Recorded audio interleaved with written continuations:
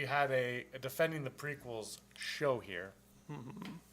And we were talking about it, and we defend it because a group of us enjoy the prequels and a group of us do not enjoy the prequels. Rob brought up this point on the prequels where Revenge of the Sith, liking it or not, is determined by whether or not you think the Emperor's performance is a good one, correct? Yeah, to a certain extent, yeah, absolutely. That's what you believe. So liking the movie Episode 3 depends on how you like the Emperor's Not completely, but very, very much so, yeah. Okay. I mean, obviously Hayden Christensen still factors in, but Right. that's another... And Andrew, you are a huge fan of the Emperor. Yeah, he is I'm a your little bit into second favorite character behind Jar Jar. Mm-hmm.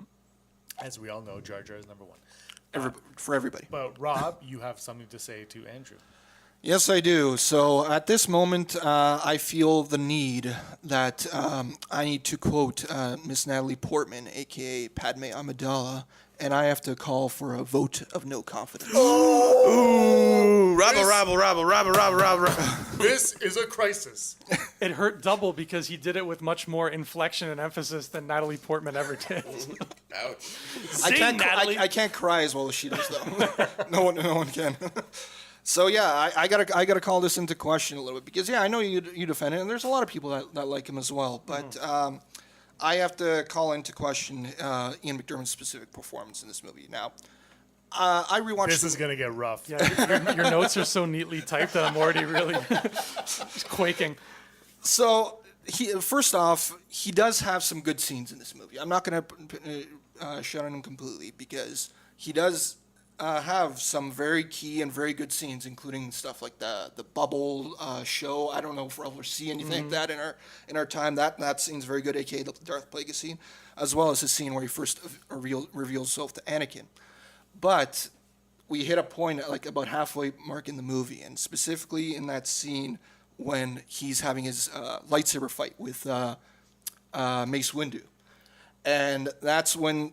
All of a sudden, these goofy faces start coming in. It's just like stuff like that. He just starts doing those, and then he starts getting the lines of dialogue like, "No, you will die."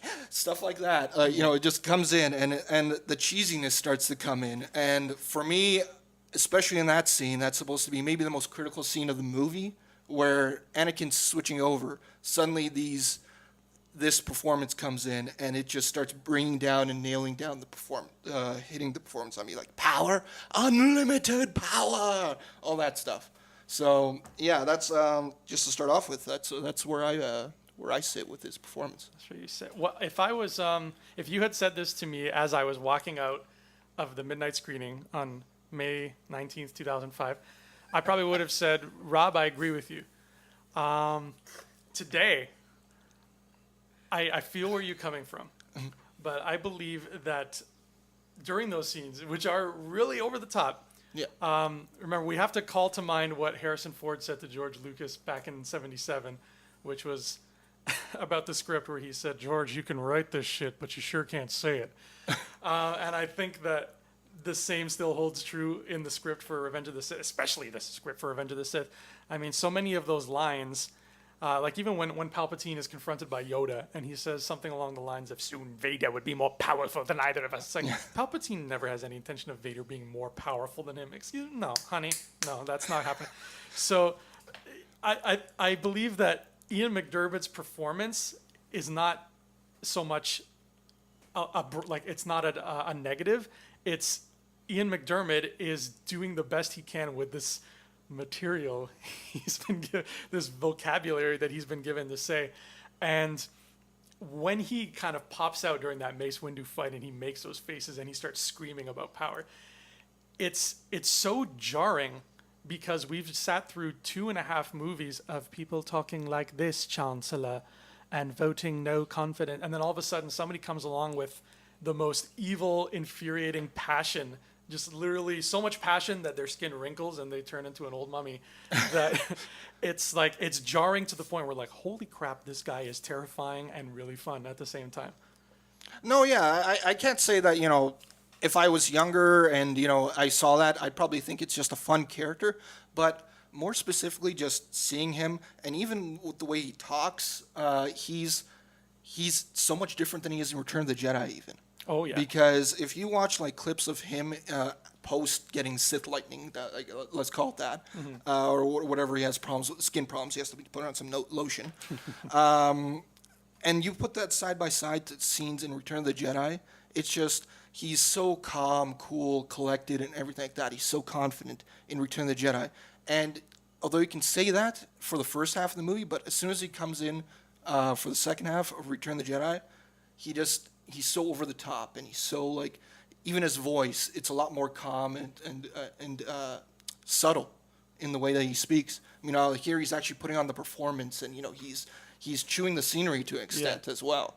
And I just have a problem with that because Revenge of the Sith should have been the most serious, and although it is the most serious of the prequel trilogy, it should have been as serious as Empire Strikes Back or the end of Return of the Jedi.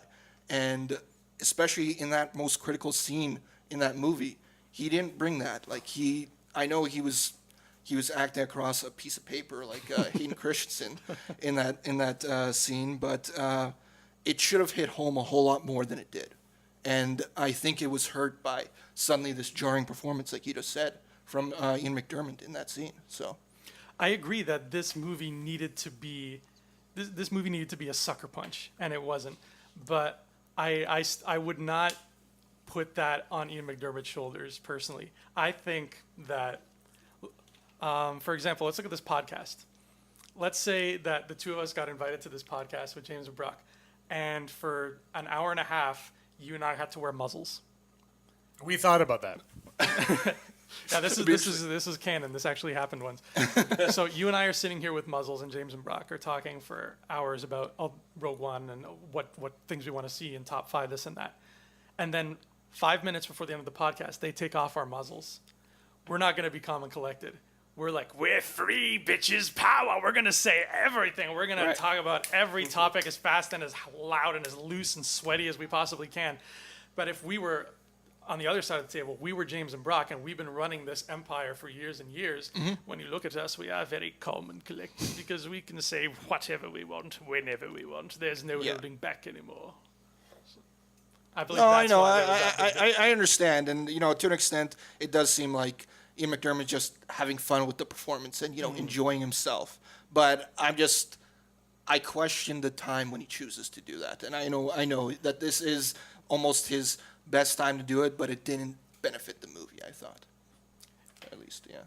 What do you guys think? Yeah. Well, I think that you guys could go on all day on this. Am I right?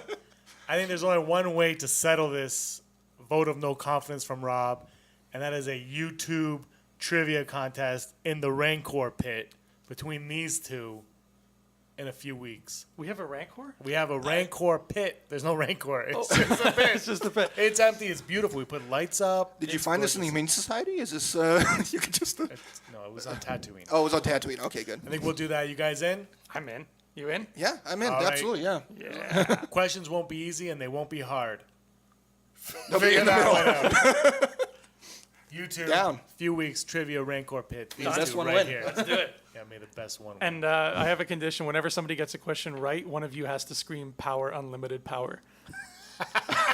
And when we do get one wrong, you have to say "No." Unlimited power. It is complete. All right, let's. Hey scumbags, thanks for watching. Don't forget to give us a thumbs up on our video. As always, please subscribe to our YouTube channel, Rebel Scum Podcast, for all the latest videos.